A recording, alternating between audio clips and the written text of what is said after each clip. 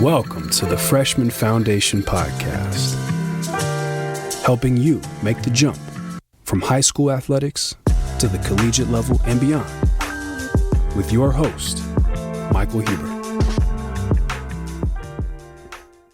Hey everyone, it's Mike Huber, founder and CEO of the Freshman Foundation and certified mental performance consultant. If you're listening to this episode, then you're likely a student athlete or family member of one. Thank you for taking the time to listen. Hopefully you find our podcast valuable. Mental performance coaching allows young athletes to show up at their best every single day by conquering distractions, pressures, and mental roadblocks through evidence-based strategies. So let's talk. You can visit my website at michaelv.com to schedule a free strategy session. Let's see if mental performance coaching is a fit for your family. Enjoy this episode, and thank you again for listening. How is Laurence Halsted passing on lessons of self-compassion to young athletes? In my work with young athletes, one of the most consistent themes is perfectionism. Perfectionism is a spectrum, and each individual moves along that continuum. I find that young athletes have a very low tolerance for mistakes. The word should is very common in a young athlete's vocabulary. My guest in this episode, Laurence Halsted, is a two-time Olympian in fencing. Like my clients, Laurence struggled to cope with poor athletic performance. He harped on the results rather than experiencing joy in competing. It wasn't until Laurence suffered a major injury just months prior to the 2012 Olympics that his perspective changed. In episode 37, Laurence discusses how his work with a sports psychologist helped him focus on a values-based approach to competing. Through his work, he learned self-compassion for himself, which elevated his performance to levels that he never experienced before. Now, through his work with the True Athlete Project, Laurence is using his experiences to help develop young athletes in a more adaptive manner. I'm excited for this conversation. Let's build your foundation with Laurence Halsted. Hi, Laurence. How are you? I'm doing great. Thanks, Mike. Good to be here. Thanks for coming on. I appreciate it. It's great to see you again. I guess I'll start by asking, in your book, Becoming a True Athlete, there's a quote in there that says, "Sport has not come close to delivering on its potential for making the world a better place." So tell me why you think that and what that means to you. Yeah, there's a lot to unpack there. But basically, everyone is aware of just how kind of the lofty ideals of sport, just kind of the values it can give and what it can be for individuals and for society. But really what we're seeing at all levels of sport, from grassroots youth sport all the way up to the Olympic elite professional level, is just ways in which it's not living up to those ideals, those values. So the kind of experience of kids doing sport at school where they're kind of ostracized or like kept out or feeling less than, the kind of, especially in the States, this professionalism, like elite version of youth sports, like under-9 travel teams, kind of making them into mini adults when they should just be having fun, like up through these kind of talent pathways that just get these young kids to focus only on their sport when they know they're not going to be professional athletes, the vast majority, and then they drop out with nothing left kind of alongside it, all the way up to elite pro levels where people are treated like machines and then just kind of spat out the other end. And like Olympics, that's an area where I've been quite concerned about, where these kind of massive mega events that take over cities, build infrastructure that are just left kind of white elephants afterwards, huge corruption. There's always a flow of money from public into private hands around these games. So there's just, in the book I point to quite a few of those examples, but that's what I mean, that just at all levels of sport, we're not doing enough. We've lost touch with sport's true value in the world. Yeah. And I think the word, if I had to pick one word out of that response, is money, right? But I don't necessarily want to go down that road here because it's a much, much more involved conversation that maybe is a little bit off topic. But I think money is the reason why youth sport around the world, particularly in America here, at least I'll say in America because I'm here and you're not, is just a huge business. And, there's a lot of good people doing good work like myself. Like my business is a business. But I think a lot of it is intention. And there are a lot of people who are just trying to make money without the best interests of young people at heart. And I think that's the challenge. And so that leads me to my next question, which is to say, in your own athletic experience as a fencer, can you talk about the role of coaching, the impact of coaching? Because I think that's also a tremendous piece of that puzzle, that the quality of coaching is substandard, at least here in America, because of the system we have. But like, what was the role of coaching in your own development? Well, I was incredibly lucky. I started at the age of 7 in a Saturday afternoon kids class with a coach there who just happened to be the best coach in the country, and he was a Polish guy who'd been in the UK for quite some time. And I followed him all the way through my career up until my first Olympic Games, and he still remains the best in the country. He was a real kind of Mr. Miyagi character, so just incredibly kind of warm and fun and easygoing, but technically one of the best in the world, and just knew how to get the most out of young kids, 7-year-olds, and Olympic athletes in their mid-20s. So I was incredibly lucky in that respect. So when you were introduced to him at that early stage, would you say that was like, what role did that play in your interest in fencing? It was huge. I mean, this was, like I say, the best coach in the country, but he made it just all about fun. For me as a 7-year-old growing up, it was not about the things you would imagine the top coach in the country to be about, just winning. He was all about just the enjoyment of it and the kind of the mastery. Actually, even as a kid, it was about really mastering these skills, and he was very technical. So he'd want you to do things right, which could get a little bit of a drag when I just wanted to get on and fight and kind of things. But really, just an overriding sense of like, he just wanted me to enjoy it. This is it. He wanted everybody he taught to feel that love for fencing that he had. And it was contagious for him.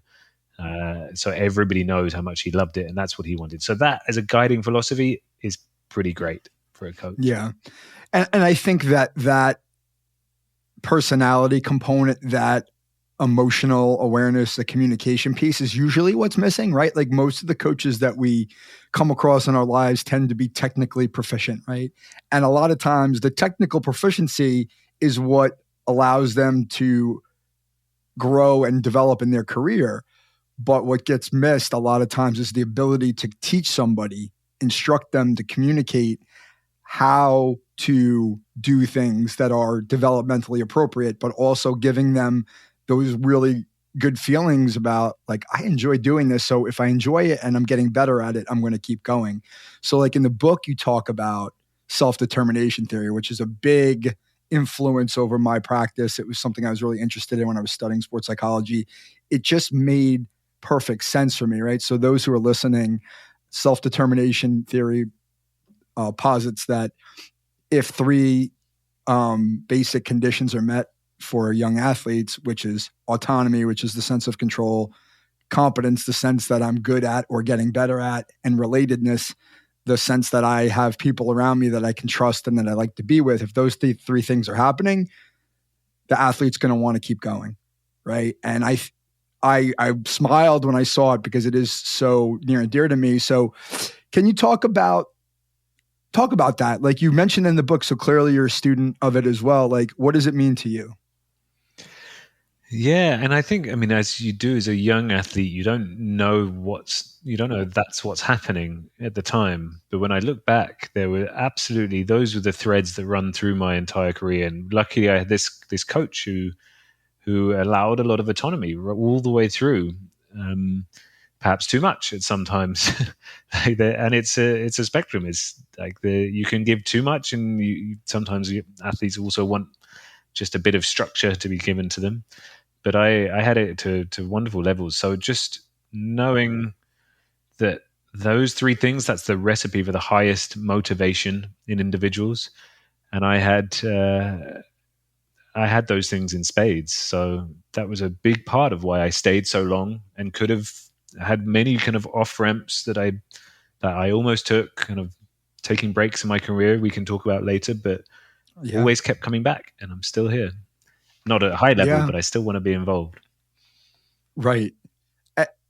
Exactly. And so, and I want to get on to your story and talk about how you progressed through your development and the sort of milestones and markers in your career and some of the things that happen, because I think it's very fascinating, but it's also very instructive for people who are listening. But in the book as well, you sort of cite the statistics about dropout in sport, youth sport. And that's also something that's, I mean, it's very upsetting for me. And it's part of the reason why I do what I do, that 70% of young people in America at the age of 13 are out of sport altogether in any capacity and don't intend to come back. Right. And so that's shocking. Right. And why is that happening? Because we talk about the professionalization of sport, right? At 13, people start, and I see this all the time because I coach kids that age, because I have a son that age, is they already have this language about themselves, like either I'm good relative to everybody else, or I'm not good, I'm not on this travel team, or I'm not doing this. And they just say, well, what's the point if I'm not good? And that's dangerous in so many ways, because there's still many years of development physically, emotionally, mentally, that can contribute to a big spike in your capacity or the ability to perform that you haven't even experienced yet. But at the same time, it's even if you don't see that, the lack of activity, right? The lack of involvement in competition and the lessons that sport teach us and the physical, fitness component of it, it leads to adults who are not active and are not competitive and are not participating in sport. And there's a long-term lifetime effect of that. So it's really frightening. And so much of it to me ties back to the system, like you referenced. So for you, like at 7, you started 7, like at what point did you know, or you start to figure out like, hey, I'm pretty good at this? It took some time.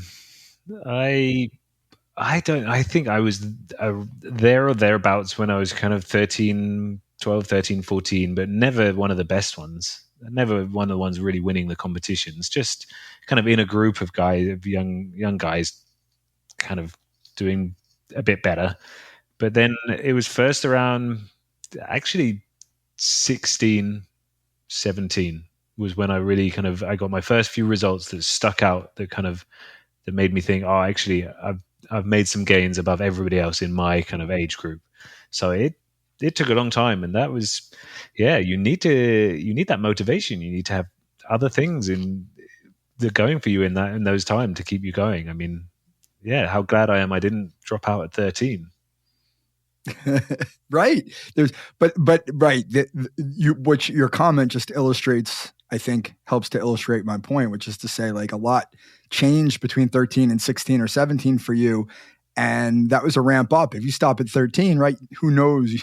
And you stop. I mean, clearly you don't get to where you went, which was 2 Olympics, right? So there's a lot that can happen. And I think a lot of people just get discouraged when they're not seeing that result, or they feel like maybe they don't belong. And that's, I think a lot of times we're led to believe that by other people, and they tell us we're not good enough. And we take it to heart, and we just sort of fold up the tent and go home. And how crazy is this system? Even if we accept that it just focuses on the results and on the performance of these kids, that it's creating an environment where so many of them leave before they even know that they're going to be the best or not. Like, we're missing out on all those Olympians and professional athletes who just didn't think it was for them at 13 because they weren't on the travel team by then. Like, how crazy is that? It's crazy. And I'll speak from my perspective. I know you're a parent, but your children are much younger than mine. Younger than mine. Mine's almost 14 years old. And so I talk about him a lot because he's a really good case study. He's a tremendous little athlete. He's undersized. He's the youngest kid in his school grade, because we made a choice to keep him on an academic track. And so he's, in some cases a year plus younger than some of the people who are in his cohort. And so he hasn't grown yet, but he's extremely knowledgeable. He's smart. He understands how to do things well. He just physically is behind. And so in that age group, when you're physically just smaller in stature and aren't as strong and aren't as fast, like there's a huge gap because some of the people that he competes against have gone through puberty and he hasn't. And so it would be really easy to focus on that. And he does at times, like I don't fit here, like I'm getting beat up, not literally, but like I'm kind of getting left in the dust sometimes because I'm so on the smaller side. And I tell him, like, if you love this, you got to keep going, because one day you're gonna develop physically, and then you can decide, right? Once you hit puberty and develop physically, then you could decide whether or not you belong or not. Because right now you just have a deficiency that has nothing. It's not in your control. So just if you love the game you're playing, and he plays a lot of them, but if you love it, then just keep working at it. And I try to illustrate that through examples. And as a parent, it's hard sometimes because you get emotional, which is hard, because even if you sit where I sit, which is I'm in the youth sports space, I believe all these things. I think I have a really healthy worldview on how it should go. As a parent, even when you know those things, sometimes it's hard not to get emotional or take things personally or not get frustrated because it's your child. And I think I can relate to parents in that respect because, a lot of people, feel like their children aren't getting a fair shake sometimes. And that is real sometimes. It's not just, hey, my kids, I'm making this up in my head. It's true. But at the same time, we can't make it about other people. I tell them, you've got to just do what's best for you. Yeah, that's why it's a system problem, not on individuals or individual groups. Yeah, it's a system problem. What's happening here in the US is that when the system fails us, we then go out and we buy into the system even more, in the sense that we pay for more services if we can. Right. So then it's create this gap between the haves and have nots. Right. So if my kid's small, I send them to a trainer. If my kid is struggling with his confidence, I send them to Mike. If my kid is, skills aren't developed, to go send to personal instruction. And it's great that you can do those things. It's an investment in your child. But at the same time, it's like, then what? Then it becomes about money and professionalization and a return on investment. And it's not about fun anymore. You're putting kids to work at 14 to go meet with their trainer when they should be out in the schoolyard running around. Yeah. I think half the reason I stayed in it when I wasn't getting many results was I just got to hang out with my friends and go to some cool places without my parents. Yes. So tell me, okay, so that's a good segue. You opened the door. So your parents were both Olympians in fencing, correct? That's right. So talk to me about the relationship you had with them as a fencer, as somebody who was doing the thing that they were elite at and probably loved as much as you did. Like, what was your relationship with them in that space? Well, it was very different with both of them. I felt a lot of support. I didn't feel all that much pressure from them for the most part, except in competition with my mum. She was fine. She was too nervous watching me. She would never be anywhere near. She'd be in a different room. She couldn't watch. That was perfectly good for me. My dad, he wanted to be right there and on the piste, we call it, by the side of the piste with me. And he just couldn't control his kind of facial expressions, his emotion when he saw me winning or losing, especially when I was losing touches. And he couldn't control it, and I hated it. So at a pretty early stage, I think I was 13 or 14 about then, I banned him from coming to competitions with me. So he was just, that was it. He couldn't come anymore. Or if he did come because he had to drive me, then he was in a different room. He wasn't allowed to watch. And that was, I don't remember it being that much of a kind of issue. It was just a decision I made, like, I don't enjoy you being here. It doesn't help me. You can't come. So it was obviously tough for him. Like, he knew too much to be there. And so he suffered a bit from that. That's really interesting. And I think, the fact that he respected that, it sounds like, is a pretty incredible thing, right? Because it's hard not to want to help.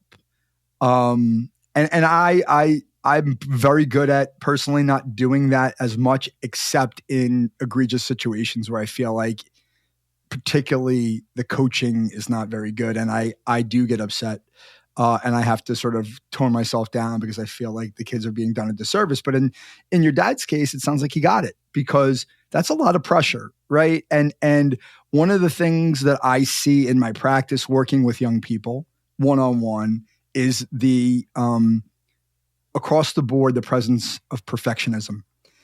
And in some form or fashion, at some level, it's garden variety in most cases, but it's there.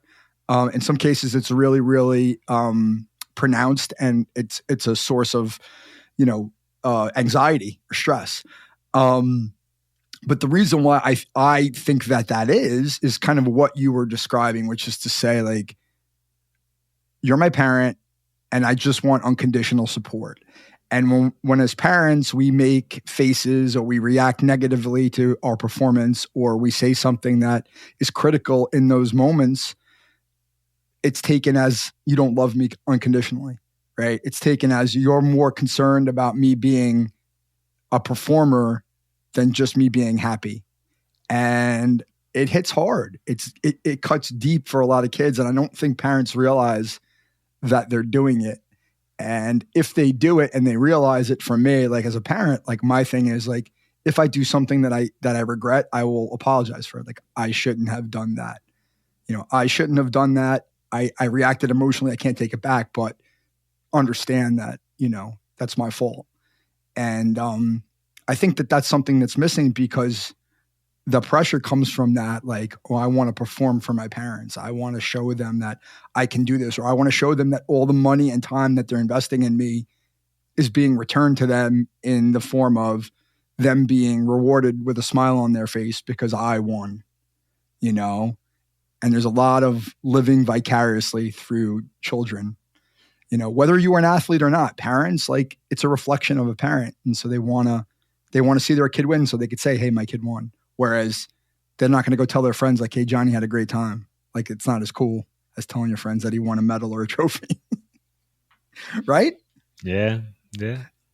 So you banned your father, and now, like, as you're moving up through the ranks, like, so who are you relying on then for that? Was it that coach your support, the coach you had referenced early on? Was he with you at that point in your teenage years? He was still there. Yeah. I was at the senior club with him, and also at the same time, another kid joined that Saturday afternoon class, and it was basically the three of us that followed. He was in the two Olympic teams with me as well. So he was my closest rival and my best friend for that entire time. And we just pushed each other with the help of this brilliant coach. We kind of pushed each other onwards and onwards all the way through the ranks, really. I mean, there were others. We had squad team members and lots of others, but they were the support. They were the people that that made the biggest impact on me. It was early on. It was around 15 when we started traveling internationally. Yeah, neither of my parents would come with. It was just the coach and us fencers, and that was brilliant. Yeah, I'm sure it was, because you get that sense of autonomy that you want, and you're able to have, be yourself and not feel like you're performing on a stage. But as I was reading in the book, like, it sounds like there was a certain point where maybe your focus, your emphasis, your way of thinking became very results oriented, to the point where it was having a negative impact on your ability to generate the results that you wanted. I mean, all the way through, really. I mean, I enjoyed the process, but in competition, it was a real kind of paradox. I loved competing. For a long time, that was why I was doing it, the feeling of competing. But I also suffered terribly when I lost. It was so wrapped up in doing well. Even though I wasn't winning competitions much at all in those younger years, I would just really suffer from every time I lost. So I was really, I was wrapped up in getting results, and it was all about the results. Actually, it wasn't all about it. I was still doing it for these other reasons. It was fun. I was with my friends. But for sure, the results weighed so heavily on me that I'd be kind of devastated after every loss. That was my mindset right up until my mid-20s. So what what caused a shift in your perspective? That's a longer story, really. It started in 2012 with an injury. So this is really where it kind of came to head, and it wasn't that I took on my mindset particularly because I noticed that there was something wrong with it. It came out of necessity that the Olympic year came by. I'd been working for 6 years professionally for these Olympics in London, in my hometown. And the first training session of the year in 2012, I tripped over and broke my wrist on my sword arm. Broke a little bone in my wrist and had 2 surgeries and 4 months out of technical training, and just had a really dark experience, a dark time with kind of seeing my teammates all training, preparing for the Olympics, potentially taking my spot that had been mine for 6 years. And I had to figure out how to kind of get out of this funk, to get out of this place, because I still had a shot. Our Olympic selection was in June. I was going to be coming back from these surgeries to training around May, so I didn't have long, but I had a shot. And I started working with a psychologist then, who hadn't come across her before, but she was connected to me by our team manager. And the work we did together it sowed so many of the seeds for that kind of shift of mindset, shift of approach. But it wasn't about performance at the start. It was about, how do I live day by day in this really challenging time in a way that I can be proud of myself. Because I knew I didn't want to be. I was resentful. I was bitter to my teammates. I was not a nice person to be around in those days. But that's not how I wanted to be. So she helped me we worked on my values and what I value about being in this kind of world as an athlete, and then helped me live a bit closer to those values day by day. And that was just the start. That was the start point. And then there's a natural kind of progression from there, which is, actually, if you're living by your values and you're competing by your values, it doesn't make sense to be hard on yourself or to be upset if it doesn't go your way, because that's sport. It's sometimes you win, sometimes you lose. Actually, if you give it everything you've got and you really have stuck to true to your values, true to your game plan as much as you can, then that's why you don't need to suffer. That's why you don't need to feel the pain if you lose. And that kind of came as a natural progression to that work. And it was just revolutionary for me. My entire approach, my mindset had shifted 180 degrees almost. Yeah. Well, that's great. And I mean, you mentioned in the book, I'll use her name, Katie Warner. I don't know Katie. She's in my field. I think that's amazing to hear, right? Anytime someone tells me that they worked with somebody in the sports psychology field, and not only worked with them, but had what I would consider to be as good a result as we could have gotten, right? Which is this normalization or shift to bringing perspective back to competing and to sport.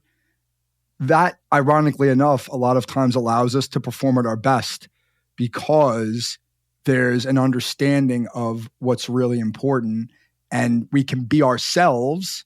And when we're ourselves naturally and we feel good about ourselves, we're going to perform the way we want to. So having somebody to walk you through that is really important. How long were you out from the injury? Like out of competition altogether? And how long did you work with her during that span?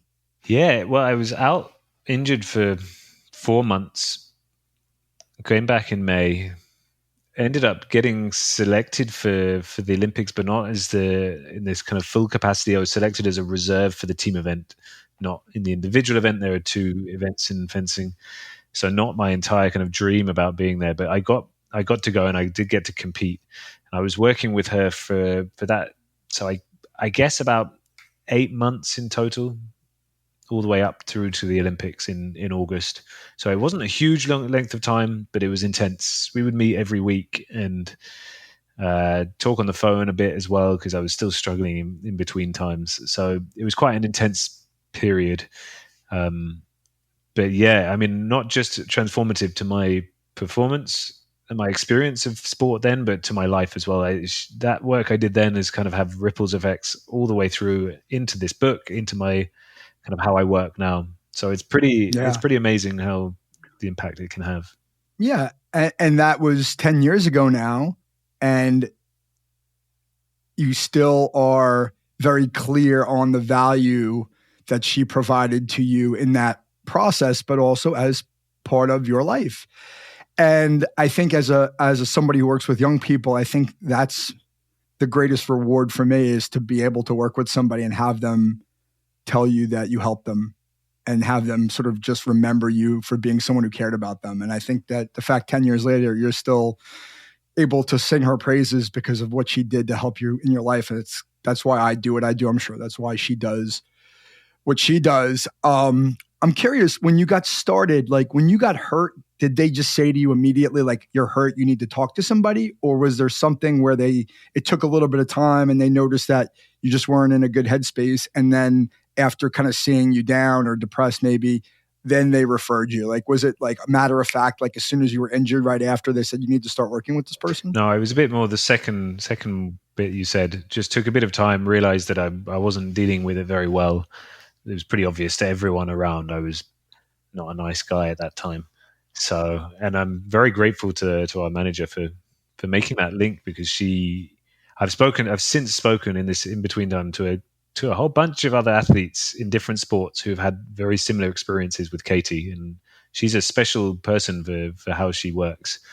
And really what she did for me is just inspire me with what is possible through working with your mind, which was kind of amazing to say. I was in my mid-20s, already kind of verging on the Olympics, before I even realized just how much power there is in working with your kind of mentality and with your psychology. And that's what she did. She opened my eyes to it and showed me just how much there is to gain. Yeah. I'll tie it back to self-determination theory and the motivation and the work that I do, which is to say, if I'm connected to somebody who's not truly ready to do the work, it's probably not going to be a success, right? A lot of times it needs to be the athlete who comes forward and says, I need help and I'm ready to invest in this. Because like you said, it can be an intense process, right? If you're meeting every week, which, I will do with athletes, right? We're working on stuff. I'm sure she probably gave you things to work on, right? She probably gave you homework, and she forced you to think about things you probably didn't want to think about because it was going to make you mad or make you sad or make you, whatever. And it was going to take up time.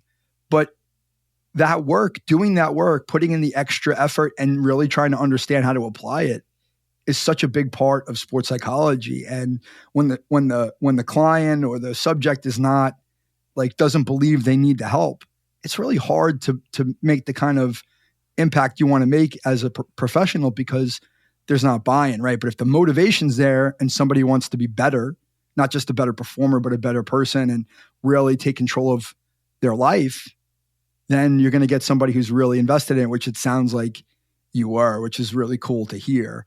And coming out the other side of it, having read the book, it seemed like once you sort of, maybe when you got through that first Olympics and you performed, you started to really embrace that different perspective on sport after that 2012 Olympics. Is that a fair understanding of the way things went down? Well, yeah, but there's some extra important bits to that story, because that year was so stressful. I actually ended up taking a year off after the 2012 games, went traveling for an entire year, ended up meeting my now wife in Denmark and moved in with her. So I never went back to the UK, or never moved back to the UK. That year became 2 years. So I actually took 2 years off from competition. Was doing a bit of training at the time, but now I was doing work. I worked as a kayak guide around the canals here in Denmark, completely different lifestyle.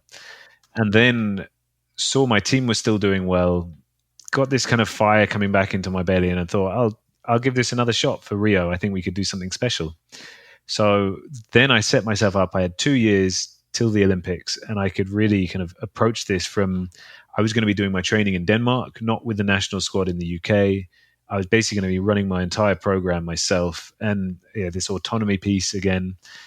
But I was doing it on my own terms, and with this new approach of, I'm going to do this because for the joy of kind of seeing how good I can be, and I wasn't going to accept any of that same suffering and pain just for losing a competition or losing a fight. It was going to be, I was going to do it for my values and enjoy every bit of it.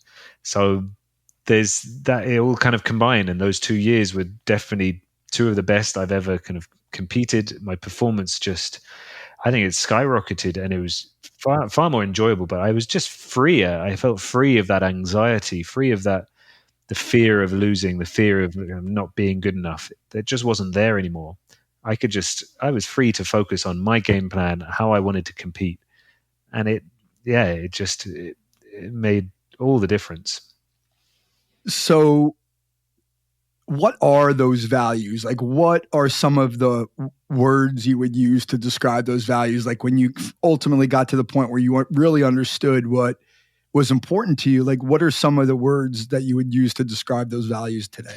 Yeah, so I've done the exercise twice now. I did it with her as an athlete. I've done it again a couple of years ago in my kind of professional life. So words like integrity and learning mindset. I remember variety was one of my values back then, kind of experiencing the variety of what life has to offer.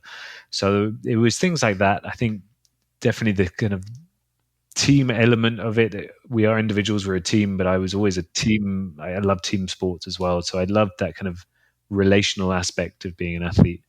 So those were some of the values that I drew on. Yeah, I've been through that exercise myself in my life in a couple of different capacities as well. And I probably did it the first time, 8 or 9 years ago, and I still lean on it today, in terms of like, what's the most important thing to me?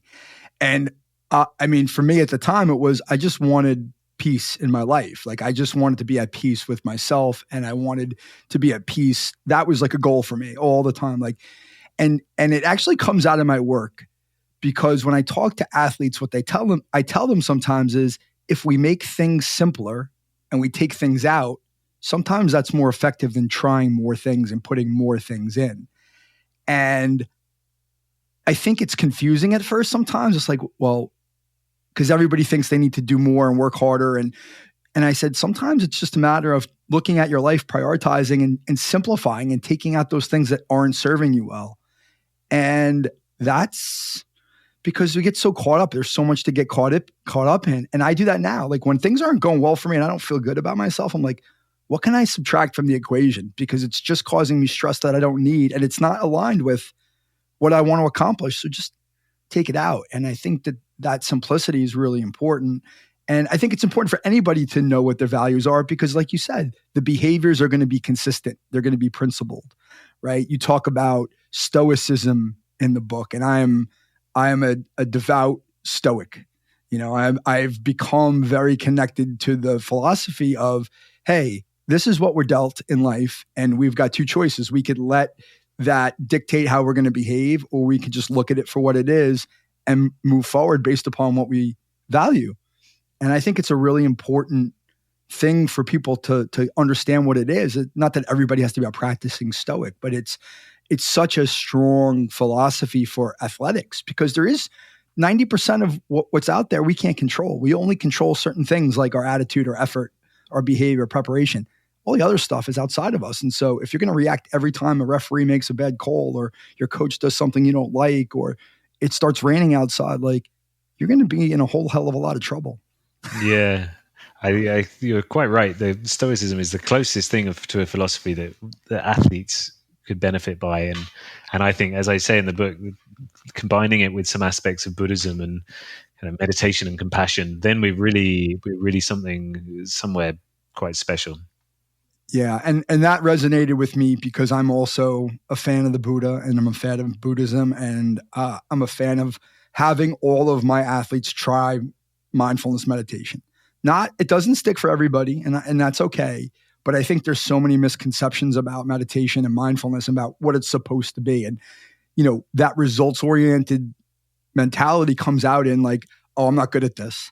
That's not the point. The point is to practice becoming aware of what you're thinking and feeling so that you can accept it for what it is and then make good, logical choices based upon what's happening. And I preach that awareness. It's so huge, right? If you're not aware of, like you were describing before about yourself, like you would have these emotional reactions, but you didn't, almost sense like it seemed like you almost didn't even know that they were happening. It was almost like these automatic sort of autopilot, like fits of rage or anger when you didn't perform, but you didn't even realize that you were doing it. And I used to be that way too. And now when I get angry, I'm compassionate with myself, but I also know that it's happening and I'm not happy about it. So what am I going to do? Am I going to stay angry, or am I going to try to calm down, cool down, take a breath, have a sip of water, whatever it is, right? And that there's so much value in applying that in athletic competition. Yeah, and you're quite right. I guess I knew I was having these reactions, but they felt, like you said,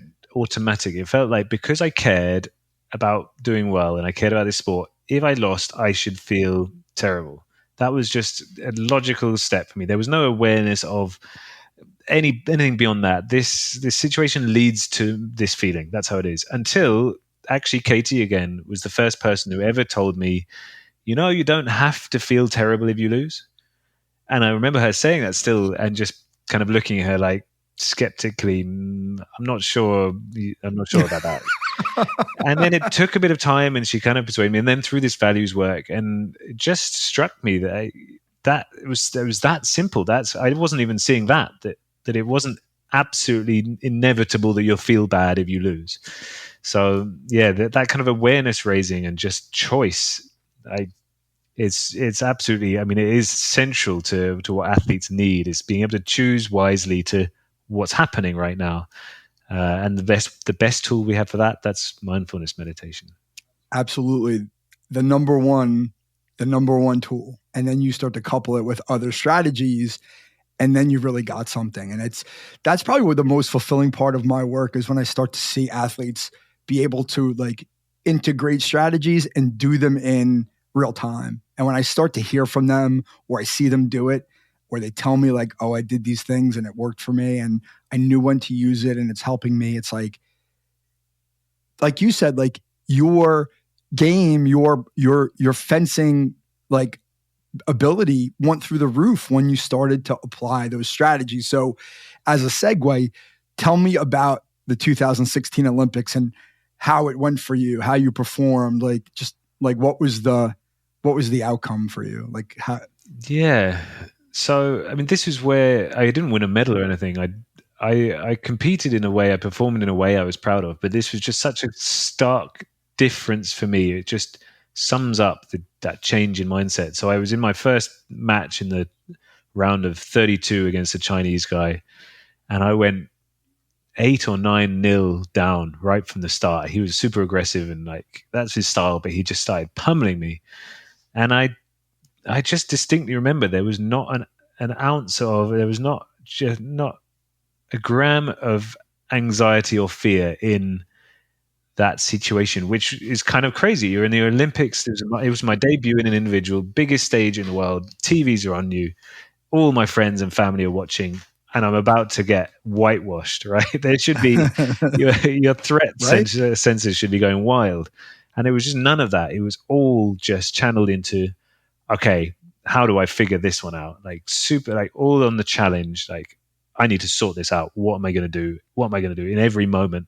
I need to do this. I need to try this. I need to try this. And none of that fear that kind of clouds and like burns you up. And so, I mean, and just a few years earlier, I would have been a complete mess. I would have been a nervous wreck at that point and would have bowed out. I mean, I came right back into the match and I got pretty close to him. He ended up beating me anyway.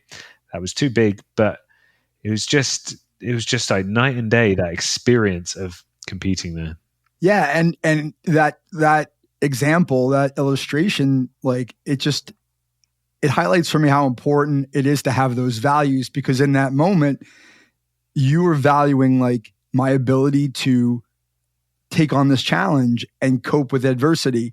That was what was important to you. How do I handle myself with dignity and continue to stay level-headed and take it one point at a time versus thinking like, oh, I'm a failure, like I'm getting embarrassed and what's everybody going to think? For you, it was about, hey, how do I as a person live my values in this moment? And that's really cool.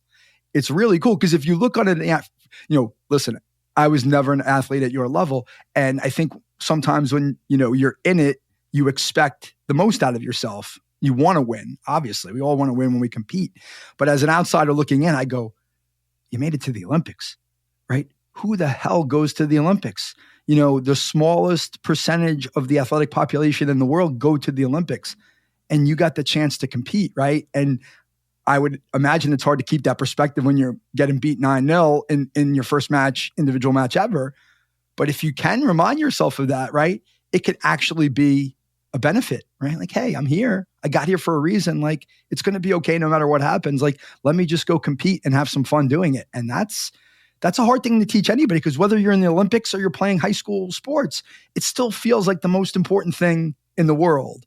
And when you don't account for yourself the way you want to, you feel some embarrassment. And so, that's what I'm teaching as well, is like, you can't control that there are cameras around you. You can't control that it's the Olympics. You can't control that everybody thinks this is like the most important thing in the world. All you can control is how do I go about and attack the next point? But that takes practice. That does not happen naturally. Your brain is not wired biologically to do that, first of all. Second of all, even if you understand that to be true intellectually, to do it in a high pressure situation is not something you can do unless you practice it. Yeah. And you were practicing it, That right? was exactly what the point I was going to make is that it's not easy to just live by your values in a situation like that and kind of choose. It's not even the case that you're really choosing, I want to be like this. This is how I want to be. I mean, it was happening in seconds or a minute at max, right? And a lot was going on. So actually you're basing it on all the training that you've done, the way that you've lived your values for the years before then, or at least a good chunk of time, months before. So you have to put the work in with, like anything with sport, you put the training in so that when you get to that situation, your body and your mind, you're just kind of aligned to this is how I do it. And I had strategies that helped me along the way. I had mantras that I used for every kind of reset. They were all tied to my values, to my to some mindfulness, like my attitude. I had these strategies for focus and I'd had a mindfulness practice. So there's all this training that goes into it. But yeah, I mean, it was so much of it was linked to those values of how I wanted to be. And I've done the visualization. I visualize if things are going wrong, how do I deal with it? So there's so much you can do. I try to say the same things to young athletes that if you're not working with your mind, there's just so much that you can do before you even step onto a field of play. It's worth doing it. Yeah, I love that because that's like at the essence of what it is that we do in the work, right? Like what you were doing is stuff that I do, right? So you're an Olympian and you do it and it worked for you. Like I'm doing the stuff with people at a much lower level. But if now when they start to see the value of it, and not just in sport, right? In life, when things get stressful with your family, when things get stressful for school, how do I talk to myself? What do I want to happen? How do I reset myself? I'm going off the rails here. How do I get back on track? Those mantras, what am I saying to myself, right? Like you have that and you're able to use it in real time to get back to where you want to go. So like to hear you say that makes me feel good because I think a lot of people don't realize that that's the type of thing that has to go into the practice. So talk to me about now the Olympics are over. You were very proud of the way you accounted for yourself and how you performed. Did you know before the Olympics, or at what point did you know you were going to retire? Yeah. So I went back to that Olympic project, knowing this was going to be 2 years, qualify or not, win a medal or not. I was going to hang up my swords at the other end. So I could use that time to prepare what came next as well, which was invaluable. Okay. So tell me about that. What kind of What kind of work were you doing? Were you working with Katie on that in terms of like starting to think about the transition out of sport, or were you doing that on your own? More on my own. I'd moved to Denmark, so I actually wasn't working with Katie in that period. We had another team psychologist who really helped us actually in a team sense. Another brilliant psychologist, but I was doing most of it kind of on my own, just using my network and especially here in Denmark, kind of preparing things here. And I got a chance to work in a club, a fencing club here, as a kind of performance director and athletic director, and then took on a role in the federation, kind of as the national athletic director. So really kind of lucky positions to get, and it kind of flowed from there. I was very lucky with the timing of it, and just I was able to stay in the sport as well. But I also got involved with this amazing charity that was born in Tennessee, in Chattanooga, Tennessee, called the True Athlete Project. And that's been I'm still there now. This is 6 years later, and that's been just an incredible journey with that organization.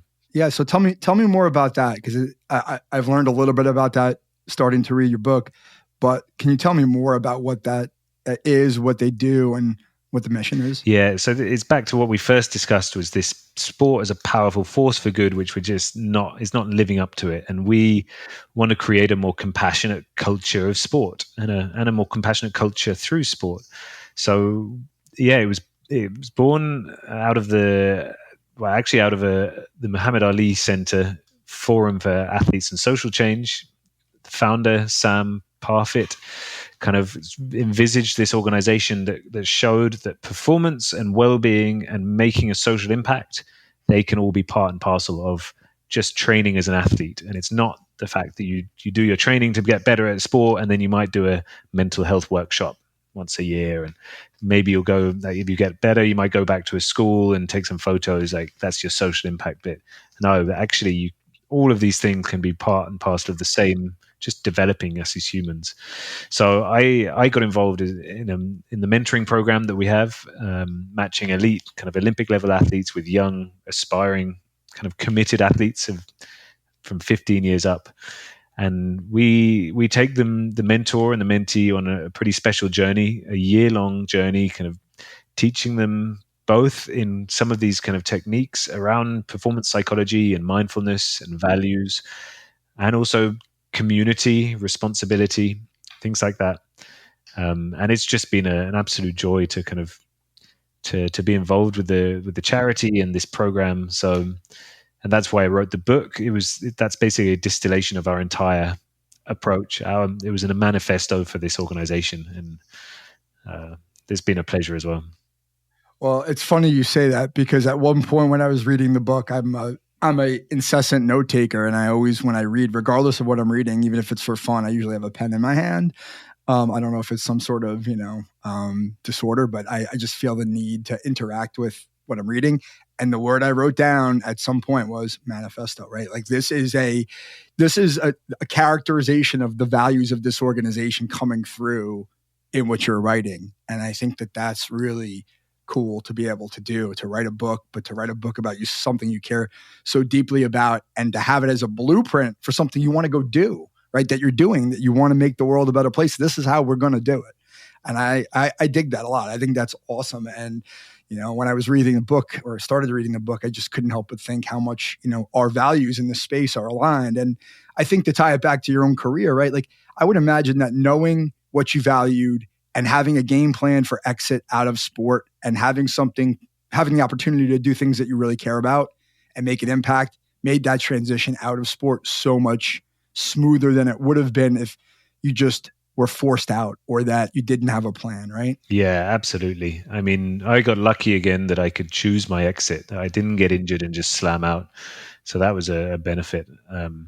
But that, I mean, what comes through in our approach is, and we try and teach younger athletes, is actually the times where you are most fulfilled in your life is when you get a chance to give back to others. So even young athletes, our kind of 15-year-old mentees in this program, they're encouraged to start some kind of community project in their year of mentoring, because when you look back at your career, all of me and my friends, like, it's not those top results. Yeah, the results, the medals, they're quite nice. So you can remember them sometimes, but the things that really were valuable in this long career of ours, those are the relationships that we built, those times we got to give back to people, the experiences we've had, and this kind of personal growth. So really, this is what sport. This is on a practical level. This is what sport can do for individuals. Those things. That's what the value sport has. Nothing to do with the results. You can get all of those things however you perform. That's what we need to get back to. That's what the system needs to adopt now. We've gone way too far into the business model, the results, the win at all costs model. We need to come back to this values-based approach. And that's the thing. That's the stuff that we really can gain. And yeah, a bunch of my friends, they've won Olympic and world championship titles, and many of them. And it's not that makes you kind of fulfilled in your career. It's all those other things. Yeah, I've heard it said so many times, and this is my own personal experience. When people look back on sports, in the vast majority of cases, they think about the people that they were with, right? The friends that they made, the time that they spent, on the trips or in the locker room, or, the things that you did outside of sport as people, as friends, as opposed to thinking about like that play or I won that medal, right? You're thinking about the memories, the relationships, and everybody gets that in sport, regardless, to your point, of the outcome. And I think that that's really important. That's what we should be promoting. So how does the True Athlete Project, like what sorts of things are you doing as a charity, as a group, to spread the word? Yeah, so I'm the director of this mentoring program, but we have programs at all levels of sport. So we work with schools and community clubs and national federations. We work with kind of whole organizations as well, doing workshops for their coaches, for their athletes, even for their staff. We do mindfulness classes for athletes, kind of online mindfulness classes, and quite creative stuff as well. So we try and go where there's need. We've just made some online courses based on the content of the book so that we can get it a bit further out. Our approach is really personalized. It's very kind of live and quite emotional based. It's kind of personally based, but obviously there's limitations to that. So we've put some stuff online so more people can just hear about it. I know a lot of people aren't going to read a whole book, but they might do a kind of easy to engage with course. Yeah. And so I usually do this kind of stuff after the fact and post-production, but like, since I have you, I want to make sure I have it right. Like, what's the website? Where is there a website that people could go through? What's the address? Yeah, the trueathleteproject.org is where to find all of that stuff. And yeah, I'd encourage people, even if you're not looking for a program, just go and check it out, because the language we use, the mission that we're on, that often people come to the website and they just kind of feel this sense of relief that it can be done another way, and that there are people out there who also believe that and are doing things another way. That's really important to me, because I know some people in my community where I live who we share. There's one person in particular that I know in my own town who was a professional coach for many years in the NFL. And he and I are very much aligned on philosophical approach to youth sports and what it's there for, just like you and I are. We're very all similar. And we kind of talk about it in that vein of the way you just described it, which is like, it's almost like a secret society. Like, we can talk to each other, but it's like, how do we, like, we're in the vast minority where most people, they don't know where to go for that message, or they think maybe they're wrong for feeling that way, right? Like, maybe I'm the crazy one. Maybe I need to adopt this one at all costs, but it doesn't feel right. And I think that that's really, it's important to get the word out, because I think there are probably more people, they just don't know what to do, and they just get co-opted into the system because this is what people tell you should do, or everybody else is doing it, so I should do it too, when it just doesn't feel right. It feels yucky, right? Like, that's the way I think of it, is like, it's kind of yucky. Like, what's going on here? But we just do it because that's what we got, and we deal with it. And it's not cool. Like, I don't think it's cool. Yeah. And I want people to check out the website, because I think it's really important work that you're doing. Go ahead. Yeah, I'm sorry. I was just going to say, one of the things we've noticed is that people who come to us who get our approach the quickest, they're the Olympic kind of elite level athletes who've had a long career. There are mentors coming to us. They've had their long career and they come and they just kind of feel like they get it immediately. They can see all the ways that would have helped them, or that it aligns with the bits that work for them. So that's one of the things we got going for us, is that we quickly kind of onboard these super high level athletes, and then they're the spokespeople for this mission. It doesn't have to be tap the whole time. It's these athletes that everyone else can look up to. So yeah, but you're right, that kind of secret kind of feeling about it, yeah, it's still there. Yeah, well, I think, you change that one step at a time, right? You just the same way you might approach coming back from a big deficit, you just sort of do the next, right thing. And, those little wins accumulate over time and the message starts to get out. And so I guess the final question I'll ask you, I ask everybody the same question. It tends to work really well. So the question I'll ask is like, if you had to give one piece of advice to someone listening, a parent, a coach, an athlete, all three, like what's that one piece of advice that you would share with somebody? Yeah. And I think it will bring it back to that kind of central message that has come through this podcast and talking about my journey. It's called self-compassion. And lots of people haven't even heard that term before, but it's basically just treating yourself like you would your close teammates or a close friend or family member.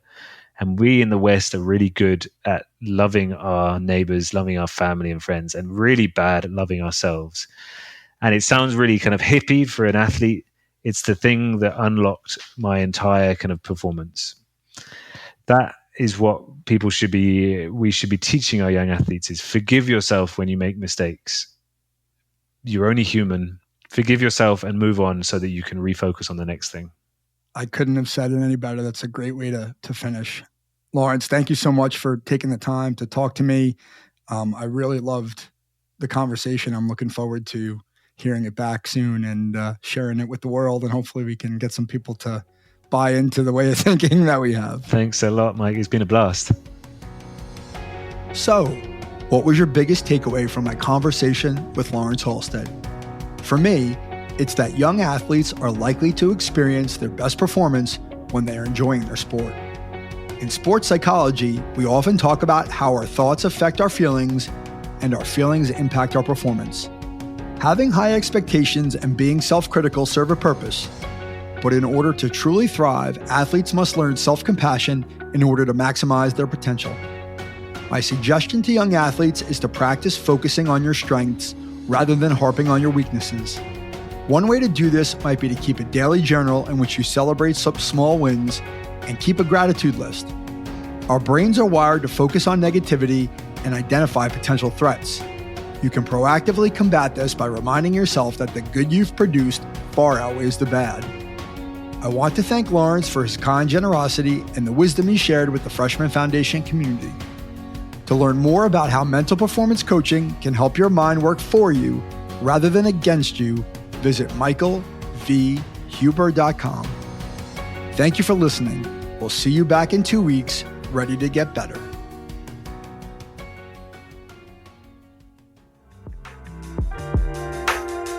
Mike Huber is the founder and owner of Follow the Ball Coaching, located in Fairhaven, New Jersey. He is a mental performance coach and business advisor dedicated to serving athletes just like you reach their full potential on and off the court. The Freshman Foundation is all about helping you get to the next level. For more information, follow along on Instagram at the Freshman Foundation. Please subscribe, give us a like on iTunes, Spotify, leave a review, tell a friend.